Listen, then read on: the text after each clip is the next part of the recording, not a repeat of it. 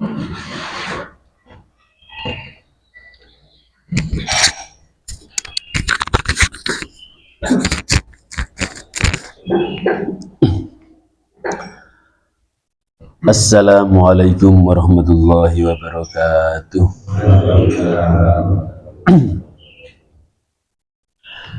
Bismillah, alhamdulillah, wassalatu wassalamu ala rasulillah, la hawla wa la quwwata illa billah.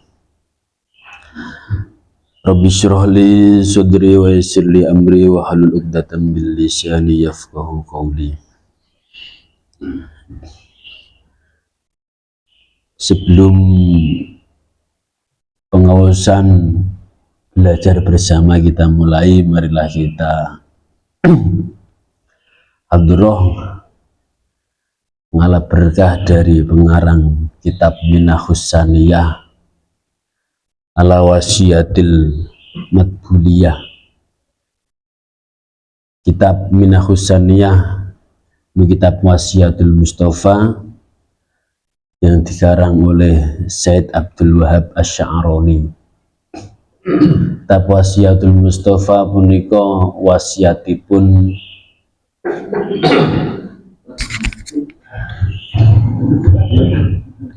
masih malu-malu, Pak. Saya grogi. Soalnya nom dewe kok ganda-ganda. Bismillah. Kitab wasiatul Mustafa punika kitab wasiatipun Rasulullah sallallahu alaihi wasallam dumateng Sayyidina Ali menantunipun Rasulullah sallallahu alaihi wasallam. Jadi beliau di waktu sudah terasa akan pamitan kalian dunyo, pamitan kalian para sahabat-sahabatnya, beliau niku sering nimbali kalian Sayyidina Ali. Ya. Alhamdulillah wa syukurillah kita mempunyai seorang ulama yang mempunyai ilmu kasyaf, yang pada akhirnya beliau Said Abdul Wahab Asy'arani mengarang kitab Wasiatul Mustafa. Terus wasiat-wasiatan Rasulullah sallallahu alaihi wasallam yang diwasiatkan kepada Sayyidina Ali dirangkum oleh Said Abdul Wahab Asy'arani. Niki kawula ngaos kalian Abah Dimyati Rois 13 tahun yang lalu. Berhubung kitab jarang kawula buka dan tesih anyar. Jadi ten mriki niku tesih asing, kitab kuning, kitab apa. Ya alhamdulillah, mari kita bersama-sama ngaos sareng ngalap berkah. Pak insyaallah niki mutasil niku tesih kraket. Jadi kawula ngaos kalian Abah Dimyati Rois, kawula ngaosaken sareng-sareng wonten musala mriki, muga-muga kita sedaya pikantuk barokahipun saha saged dipun akui meskipun seminggu sekali. Niki kawula selaku badal gholat nggih. Badal gholat niku sing nembe viral-viral niku tok ganjil tok sementara. Ganjile Pak Rois, Pak insyaallah mangke Pak Rois menawi sampun kundur malih nggih dipun gantos kalian Pak Rois malih. Cuma sekedar memperkenalkan kitab Wasiatul Mustafa menika, muga-muga harapan kita sedaya pikantuk ridho saking Allah Subhanahu wa taala. Moga kita sareng-sareng wiwiti kanthi ucapan basmalah. Bismillahirrahmanirrahim.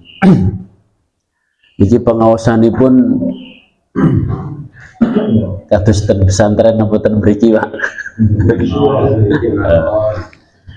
Langsung dimurodi ya. Bismillahirrahmanirrahim. Biridhoillahu bi syafaati Rasulillah bi barakati bahdi jarita ashabi barakati Syed Sy'arani Abdul Wahab Asy'arani. Al-Fatihah. A'udzu billahi minasyaitonir rajim. Bismillahirrahmanirrahim. Alhamdulillahirabbil alamin arrahmanir rahim maliki yaumiddin. Iyyaka na'budu wa iyyaka nasta'in. Ihdinas siratal mustaqim. Siratal ladzina an'amta 'alaihim ghairil maghdubi 'alaihim waladdallin. Amin. Kirang langkungipun menawi mangke anggene kawula maos kok wonten sing luput tulung diimputaken nggih. Niku maose alhamdu Pak, bukan alhamda. Bismillahirrahmanirrahim. Alhamdulillahirabbil alamin wassalatu wassalamu ala sayyidina Muhammadin wa ala alihi wa sahbihi wasallim. Wa ba'dun fahadihi wasiyatul Mustafa alaihi salatu wassalam li Ali bin Abi Thalib karramallahu wajhah. Qala ta'ani Rasulullah sallallahu alaihi wasallam fa khulwatu ma'hu fi manzilihi faqala li ya Ali anta minni bi manzilati Harun min Musa. Bismillahirrahmanirrahim. Dengan kita bersama-sama mengharap ridho dari Allah Subhanahu wa Ta'ala, selalu mengucapkan di awal setiap akan kita melaksanakan kegiatan apa saja tidak lepas yang namanya Bismillahirrahmanirrahim. Dengan harapan apa? Bismillahirrahmanirrahim, lafaz ar-Rahman merupakan bentuk kasih sayangnya Allah Subhanahu wa Ta'ala. Dulu di waktu saya ngaos kalian Abah Tim, beruntungnya kita selaku umat muslim, kita menikmati zatnya Allah, sifat welas asihnya Allah pada lafaz ar-Rahman niku ditafsiraken dat yang paring welas asih ing dalem dunya lan akhirat ay al muslim.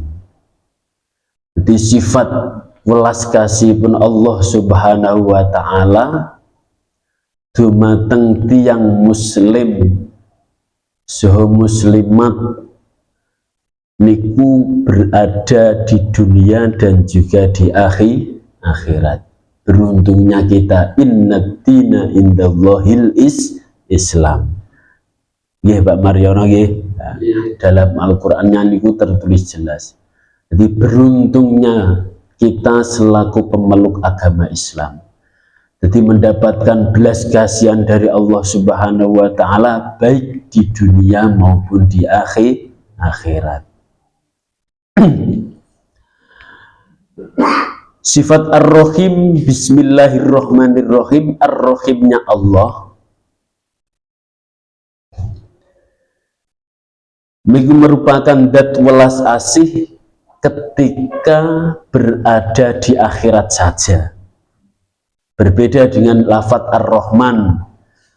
Ar-Rahman itu tertuju baik orang muslim maupun orang kafir ketika berada di dunia. Kalau ar-Rahim niku tertuju di akhirat saja. Jadi, kita kembalikan lagi kepada orang-orang yang memeluk agama Islam, baik ketika kita sudah berada di akhirat, kita hanya bersimbol muslim saja. Fa insyaallah seburuk apapun perbuatan kita ketika kita berada di alam dunia, fa insyaallah akan mendapat ampunan dari Allah. Berbeda dengan orang yang kafir yang tidak memeluk agama Islam, ketika berada di akhirat tidak ada belas kasihan bagi mereka. Ini pentingnya kita memahami sifat ar-Rahmannya Allah dan juga sifat ar-Rahimnya Allah.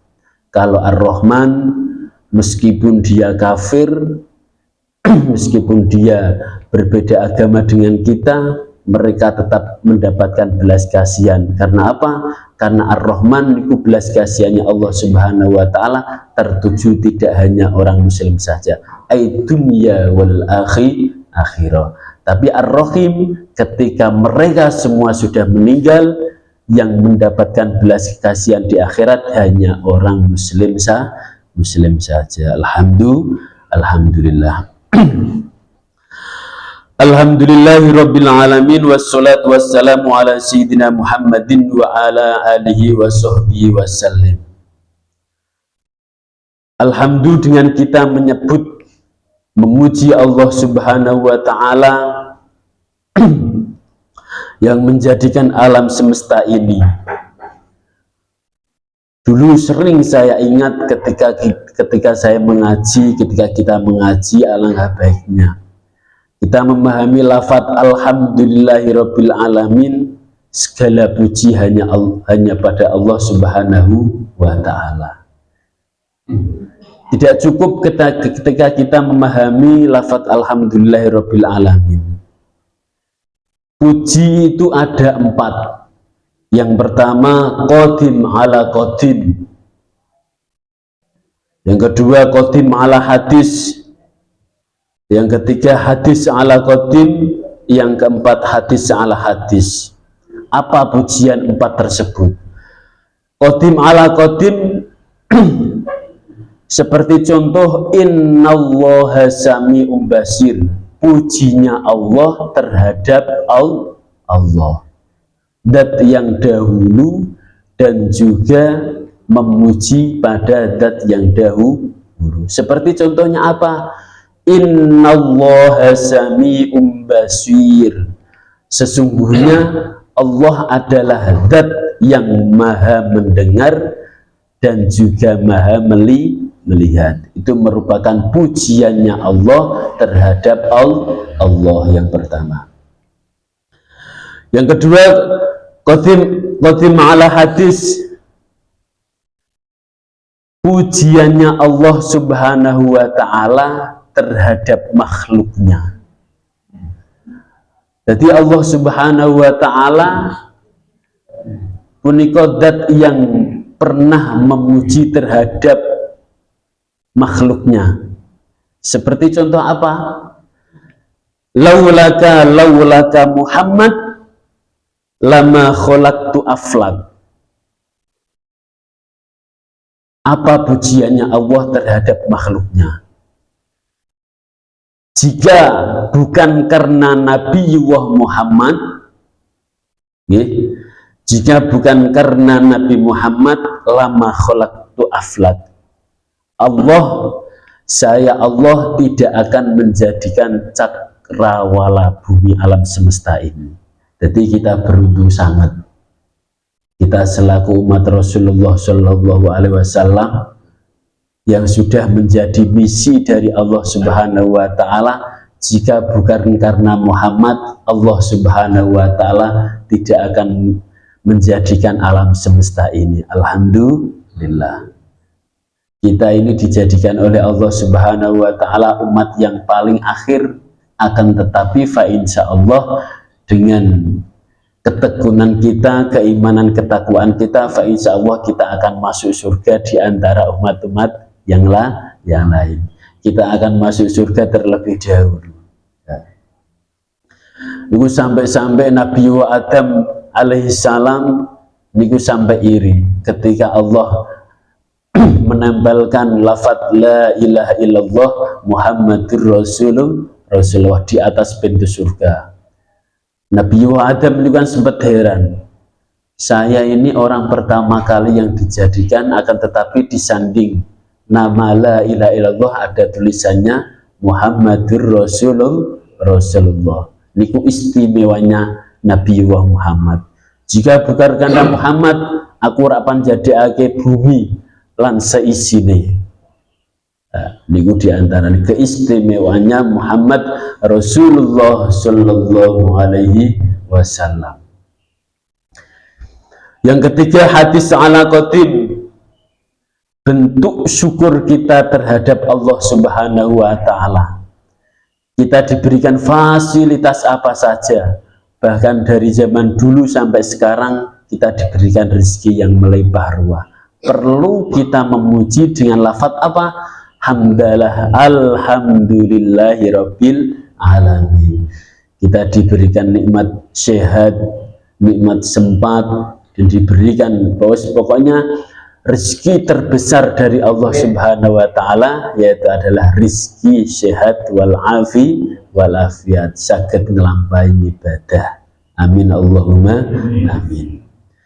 Yang keempat, hadis ala hadis, pujiannya manusia terhadap manusia. Nah, manusia niku kan hadis barang sing teko anyar, nggih, nembe dijadiake. Nah, dari sekian banyaknya manusia, wajar-wajar saja kalau kita saling memuji. Bukan berarti tidak boleh, jangan berlebihan. Ketika kita akan memuji kepada orang lain, sekedarnya saja.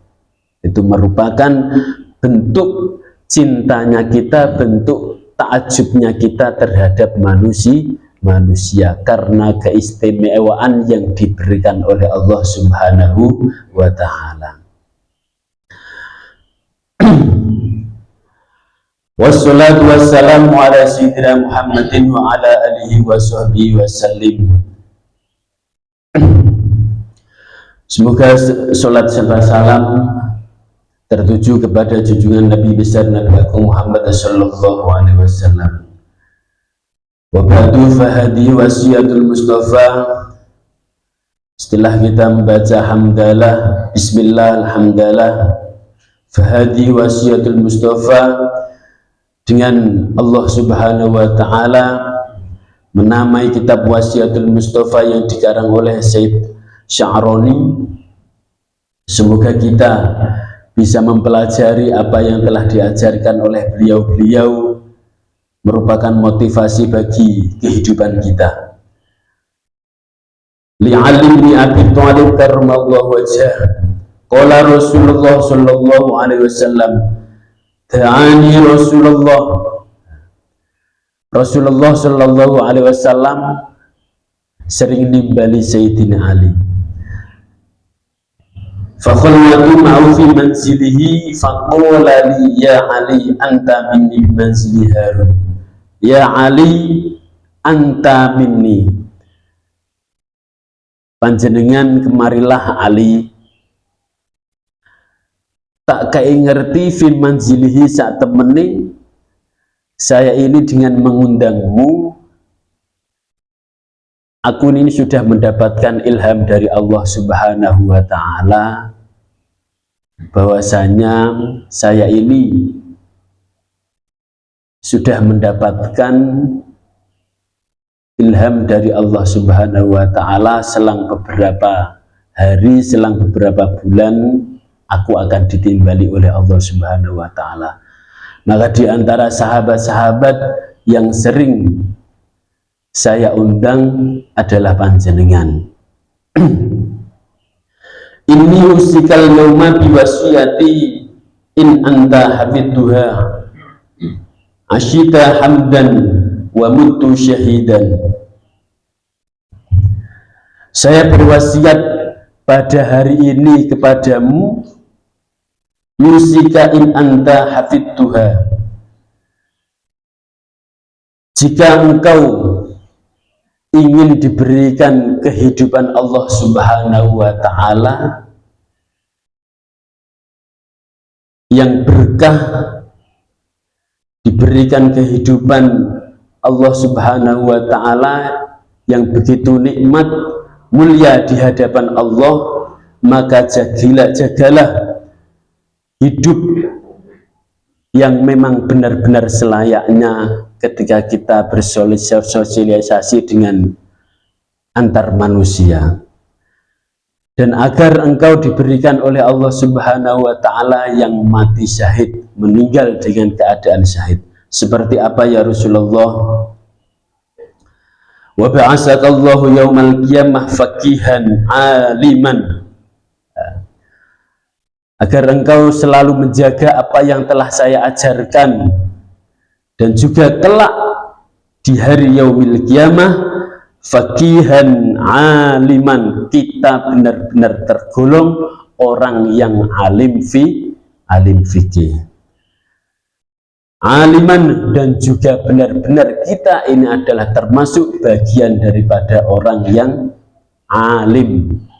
Nah, di antara sahabat, 4 sahabat yang banyak sekali mendapatkan wasiat dari Rasulullah SAW, yaitu di antara Sayyidina Ali. Agar engkau bisa mengerjakan seperti apa, Ali? Rasulullah Sallallahu Alaihi Wasallam bersabda, man akalal halal sofatinuhu warokokol bahu walam yakun lahu lida'watihi hijaban. Man akalal halal, ya Ali, barang siapa yang selalu makan barang yang benar-benar halal, sofatinuhu waroko hijabu ya Ali, waroko kolbahu walam yakun lahu lida'wati hijabun, maka orang tersebut akan dibersihkan oleh Allah Subhanahu wa Ta'ala, bisa menjaga agamanya dengan barang-barang yang halal, waroko, dan juga orang tersebut akan lembek hatinya, akan halus hatinya.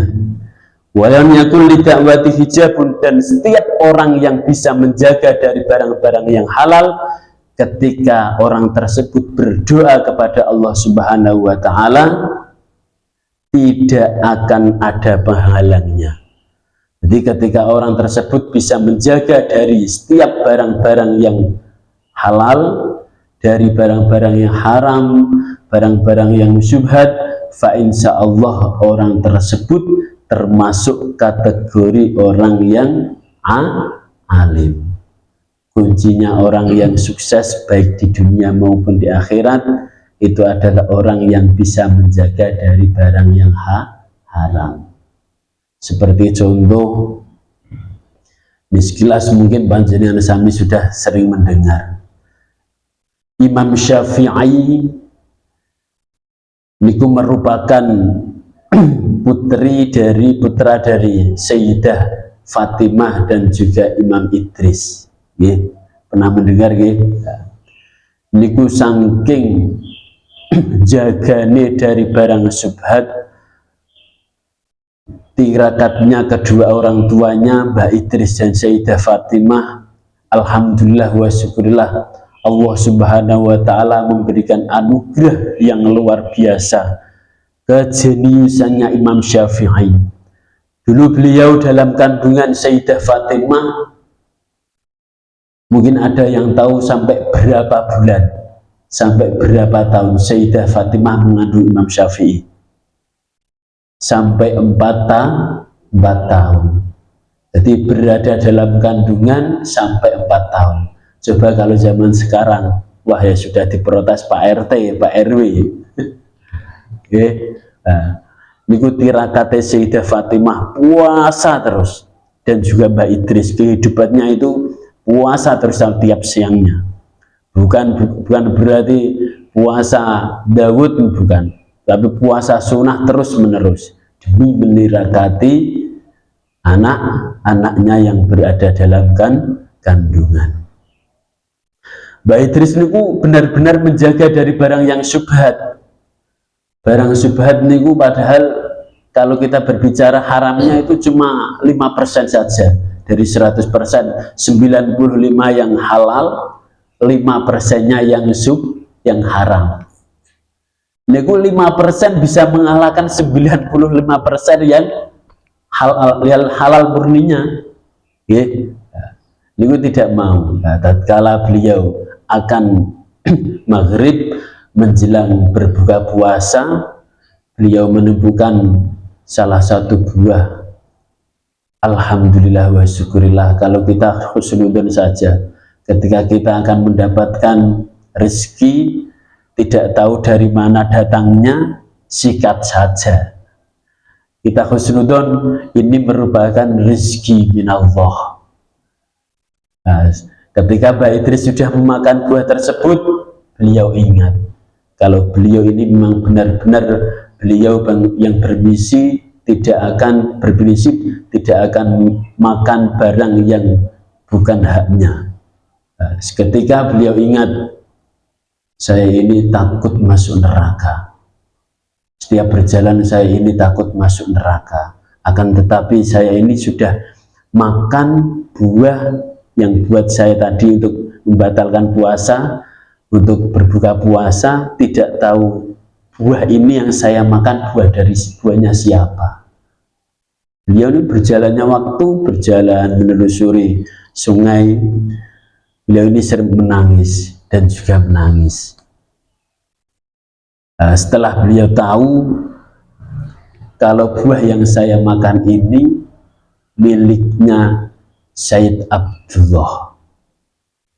Sayyid Abdullah ini sudah tahu kalau Mbah Idris ini adalah merupakan walinya Allah. Beliau ini benar-benar menjaga dari barang-barang yang subhat, apalagi barang yang haram. Barang subhat saja sudah dijaga, apalagi barang yang haram. Kalau kita memang benar-benar bisa menjaga dari barang-barang tersebut, fa insya Allah anak turun kita wa min ahli ibadah, wa min ahli jamaah, wa min ahli sholat, dan segala perbuatan yang baik, fa insya Allah mereka dituntun dari Allah, dijaga oleh Allah Subhanahu wa Ta'ala. Seperti hanya Nabiullah Muhammad, ini kan nabi yang dijuluki maksum, nabi yang memang sudah terjaga dari bayinya, dari mulai lahir sampai wafatnya, makanya dijuluki Nabiullah maksum, nabinya Allah Subhanahu wa Ta'ala yang memang benar-benar terjaga. Ketika Mbah Idris menelusuri, ternyata sudah ketemu yang memiliki buah tersebut. Dengan misi apa, dengan harapan apa? Cuma satu, agar mendapatkan ridho dari si pemiliknya tadi, yaitu Mbah Abdullah. Mbah Abdullah, kula nyuwun pangestunipun, kula wau madang, kula wau makan buahipun panjenengan. Kula izin, kula nyuwun ridho saking panjenengan, keikhlasan panjenengan, agar panjenengan niku ngikhlasaken napa buah ingkang sampun kawula dhahar. Jawab Mbah Idris napa? Tidak seketika iya. Ketika kamu ingin mendapatkan keikhlasan dari saya, kamu harus berkhidmah selama 4 tahun di rumah saya tanpa ada bayaran. Coba bayangkan kalau kita bekerja di rumah orang 1 minggu saja, misal tidak dibayar, perasaannya dhewe kados napa, Pak? Niku Mbah Idris demi mendapatkan ridho, demi mendapatkan keikhlasan, cuma sekedar makan buah satu saja sampai berkhidmah 4 tahun lamanya, agar mendapatkan ridho dan misi utama, prinsip utama, agar tidak masuk ke nerakanya Allah. Sangat takut sekali. Kenapa Mbah Abdullah memberikan izin sampai 4 tahun lamanya? Karena apa? Mbah Abdullah ini tahu kalau Mbah Idris ini adalah auliyaillah. Jadi al-wali ilal wali, yang tahu itu wali, yaitu adalah wali. Jadi ketika Gus Mustafa Bisri Rembang niku, beliau menyambut dalam salah satu pengajian, ketika ada orang yang menamakan itu seorang wali, ya orang tersebut wali. Keistimewaan wali yang tidak kita bisa tiru itu apa? Keistiqomahannya. Mereka dinamakan wali dengan kealimannya karena mereka bisa melakukan segala aktivitas yang sifatnya ibadah dengan istiqomah. istiqomah. Al istiqomatu khairum min alfi karomah. Ya. Kembali ke Mbah Idris, dengan agar mendapatkan ridho dari Mbah Abdullah, beliau berkhidmah sampai 4 tahun. Selang 4 tahun beliau sudah lulus. Mbah Abdullah pun juga tidak segampang itu memberikan ridho, memberikan izin, memberikan keikhlasan untuk makan buah tadi. Ya. Beliau selang 4 tahun sudah selesai. Beliau akhirnya menawarkan Sayyidah Fatimah niku merupakan putrinya Syekh Abdullah. Jenengan nak kirang mantep, jenengan bika manakipun Imam Syafi'i. Kita pekantil sak menten iki. Manakib Imam Syafi'i niku fa insyaallah di situ ada keterangan lebih jelasnya. Perjalanan Imam Syafi'i di waktu masih berada di kandungan, beliau ketika belajar niku dalam kitab Manaqib Syafi'i fa insyaallah semuanya ada. Ketika beliau sudah mendapatkan keikhlasan, awakmu saiki bisa tak ikhlaske dengan buah yang telah engkau makan dengan satu syarat, alhamdulillah kamu sudah berkhidmah dalam 4 tahun lamanya, dengan syarat saya satu sekarang, agar kamu bisa mendapatkan keikhlasan, kamu harus menikahi putri saya, yaitu Sayyidah Fatimah. Kilas-kilasnya Sayyidah Fatimah ini adalah memang benar-benar orang yang tidak pernah keluar dari rumah, cuma di rumah saja. Beliau ini adalah cantik bidadari Sayyidah Fatimah niku. Tirakatnya pun juga luar biasa. Matanya tidak pernah melihat yang namanya maksiat, kakinya tidak pernah untuk berjalan untuk menuju ke daerah-daerah yang banyak maksiatnya, tangannya pun juga dijaga oleh Allah, tidak pernah mengambil dari barang-barang yang bukan haknya. Niku merupakan kriteria daripada orang-orang kategori orang-orang yang benar-benar dijaga oleh Allah Subhanahu wa Ta'ala. Untuk itu marilah kita, itu merupakan motivasi hidup kita, khidmah tabarukan dengan orang-orang yang terdahulu. Orang-orang terdahulu, Masya Allah, dulu perdebatannya ulama-ulama dulu itu berbeda pendapat dalam hukum. Kalau berbeda pendapatnya kita dikarenakan pundak yang berada di dahi kita. Bapak-bapak yang kami hormati, itulah sekilas hikayah perjalanan Imam Syafi'i. Dulu beliau dalam kandungan 4 tahun, selang 4 tahun beliau dilahirkan, alhamdulillah selang umur 6 tahun beliau sudah hafal Al-Quran. Dalam 6 tahun saja beliau dididik oleh Sayyidah Fatimah hafal Al-Quran. Selang 2 tahun beliau belajar dengan Imam Malik, yaitu dengan kitab Muwatta'nya Imam Malik beliau sudah hafal. Tebalnya itu sampai seperti hanya Al-Quran. Kitab Muwatta', nggih Pak Dwi nggih. Nah, kitab Muwatta' ini karangan Imam Malik. Makanya yang sering berbeda pendapat antara Imam Syafi'i dan Imam Malik, padahal beliau ini adalah muridnya Imam Malik, tapi sering berbeda pendapat. Niku dikarenakan beda hukum, tapi fa insyaallah beliau ini adalah auliya min auliyaillah. Nah, beliau itu satu menjaga daripada barang haram. Nah, untuk itu marilah kita bersama-sama bisa menjaga dari mulai sekarang. Kalau memang bukan haknya, barang ini bukan hak kita, kita bisa menjaganya. Seperti hanya kita menemukan dompet ataupun menemukan buah di mana saja, kalau kita memang benar-benar bukan haknya, jangan kita makan. Kalau memang toh sudah mendapatkan izin, ya kita makan saja. Terlebih kita memang benar-benar sudah terbiasa dengan orang tersebut, husnudon, wah ini barangnya teman saya, barangnya bapak itu, insya Allah sudah mendapatkan izin lah. Tidak mungkin kalau ini saya makan tidak akan mendapatkan izin dari orang tersebut, tidak mungkin ya. Nah, itu kita husnudonnya kita saja. Belum tentu, kita tidak tahu hati orang yang memberikan izin tersebut. Nah, itu wasiat Rasulullah Shallallahu Alaihi Wasallam kepada Sayyidina Ali di awal bab.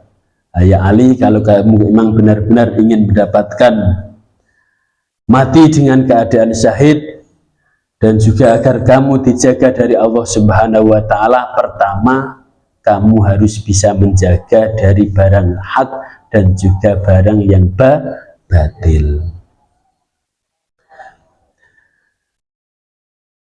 Wasiat Rasulullah SAW yang kedua, man akala subhat istabahu alaidinhu adlama qalbahu. Ya Ali, man akala subhat, jika ada seseorang yang makan barang-barang yang syubhat, istabahu alaidinhu adlama qalbahu, maka orang tersebut adlam, hatinya itu akan petang. Padahal barang syubhat itu adalah 5% di antara 95% yang halal. Nah, pentingnya kita menjaga. Terus kalau kita tidak makan barang syubhat, padahal kita sering dijumpai dengan barang-barang yang seperti itu.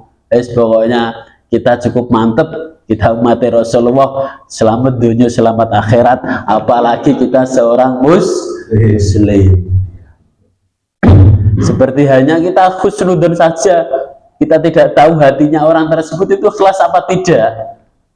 Nah, kita husnudon, berhubung kita sering ketemu, Pak Arif orangnya baikan, Pak Yayan orangnya baikan, padahal belum tentu beliau ini buku orang wong yang gergur juga cukup dewi.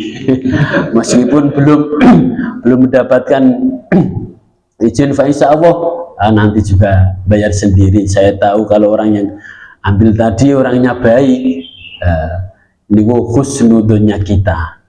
Insya Allah dengan kita sering berbaur, sering berkomunikasi, sering kumpul, insya Allah kita akan tahu. Dan juga harapan kita apa? Semoga kita sering mendoakan terhadap orang-orang di sekeliling kita selamat di dunia maupun di akhirat. Apalagi kita sudah tahu sifat ar-rahimnya Allah. Sifat ar-rahimnya Allah itu tertuju kepada orang muslim saja ketika berada di alam akhirat. Nah, di antaranya wasiatnya Rasulullah seperti itu. Man akala syubhat istabahu alaidinhu adlama qalbahu. Terlebih waman akalal haram, terlebih orang yang makan barang yang haram, mata qalbahu wa khufun dinuhu wa du'fuhu yakinuhu hijabu wa da'watuhu. Ketika orang yang makan barang yang haram, ketika orang tersebut benar-benar makan barang yang haram, mata qalbahu, maka hatinya orang tersebut akan peteng dedet, mati hatinya orang tersebut. Wa khufadinuhu, jadi agamanya orang tersebut itu lemah. Pengen ngelakoni kai, alah gue meneh sesuk masih ada. Mau mendatangi pengajian, lagi repot, ndak usah lah, besok lagi aja. Mau ikut jamaah di musola, nanti juga ada asar. Duhur tidak bisa, asarnya saja. Niku termasuk meremehkan agamanya Allah. Kalau kita tahu surat Ar-Ra'aital ladzi yukadzibu bid-din fadzalikal ladzi yad'ul yatim wa la yahuddu 'ala tu'amil miskin fawailul lil musallin. Makanya dalam surat Ar-Ra'aital ladzin Al-Maun tersebut kita niku wakaf dalam ayat fawailul lil musallin. Dulu saya belajar di pesantren Al-Quran, padahal niku tanda wakaf fawailul lil musallin. Kenapa kok diharamkan wakaf? Kalau kita mencermati makna daripada fawailul lil musallin, masa neraka wel niku ditunjukkan tertuju kepada orang-orang yang melakukan sholat. Padahal niku neraka wel, padahal kita ini sholat. Oh ternyata fawailul lil musallin alladzina hum an sholatihim sahun. Ketika kita membaca surat Al-Ma'un, alangkah baiknya kita berhenti di alladzina hum fi an sholatihim sahun. Jangan berhenti fawailul lil musallin, tidak diperbolehkan. Kalau kita wakaf di lafadz lil musallin, berarti orang-orang yang sholat itu, sholat yang orang yang biasa sholat itu akan masuk neraka wel. Padahal kita tidak tahu kalau itu tidak diperbolehkan wakaf. Kita dibolehkan wakaf alladzina hum an sholatihim sahun. Oh ternyata neraka wel itu tertuju pada orang-orang yang ketika akan melaksanakan sholat dengan cara arasan, malas-malesan. Kita sholat dengan cara malas-malesannya aja kita sudah ditunjukkan, sudah diperuntukkan, dijelaskan untuk orang yang sholat dengan cara aras-arasan itu akan dimasukkan ke neraka wel. Nah, terus orang yang tidak sholat, makanya itu juga buat pengalaman kita ketika kita akan membaca surat Al-Ma'un, kita diharamkan wakaf di fawailul lil musallin, harus wasolkan, disambung fawailul lil musallin alladzina hum an sholatihim sahun alladzina hum yura'u wa yamna'unal ma'un. Niku diantaranya wakaf yang jelas agar kita tidak salah dalam memahami tiap ayat. Wa khafatinuhu wa dha'fu yakinuhu wa hijabu wa da'watahu. Ini sedikit lagi. Ketika orang yang makan barang yang haram, maka akan mati hatinya, peteng hati ini. Dan juga meremehkan agama-agamanya Allah, wa dha'fu yakinuhu, keyakinannya dengan selang beberapa hari, beberapa tahun, orang tersebut itu akan selalu meremehkan agama dan juga lemah keyakinannya kepada Allah Subhanahu wa Ta'ala. Bisa ikut sana, ikut sini. Nah, itu pentingnya kita belajar. Jadi ketika selaku orang awam, oh ternyata kayak gitu ya, ketika kita akan makan barang-barang yang haram. Jadi seakan-akan dengan ketidaksadaran kita meremehkan hukum-hukumnya Allah. Yang dulu syubhat, yang dulu haram, yang dulu mubah akan hilang dengan sendirinya. Jadi terbas kabeh, bahwa iki halal, haram, sekitarnya kok sudah menjadi hak kita, hajar. Nah, kita akan meremehkan keyakinan kita, keimanan kita. Wa hijabu wa da'watu wahijabu da'watuhu, dan setiap orang tersebut yang makan barang yang haram, ketika orang tersebut berdoa kepada Allah akan tertutup pintu diijabah dari Allah Subhanahu wa Ta'ala.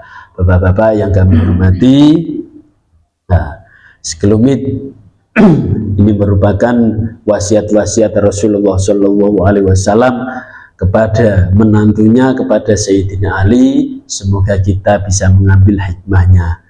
Untuk itu dari kami, kita niat di sini yaitu belajar bersama.